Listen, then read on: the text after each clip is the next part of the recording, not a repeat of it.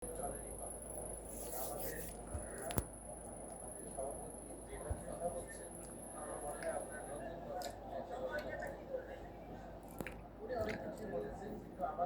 চলতে হবে দেশের মানুষের কোনোদিন যেন আমরা আগের সরকারের আমাদের ওদের কথা শুনতে হবে এবং ওদের দাবিগুলি আমাদের মুখে আসলে দেখতে হবে এবং আমরা এমন কিছু করতে পারবো না যেটা জনগণের ক্ষতি হবে। আমি এখনো পাই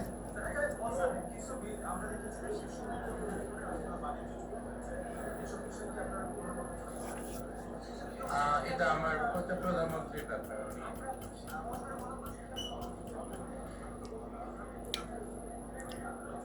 জি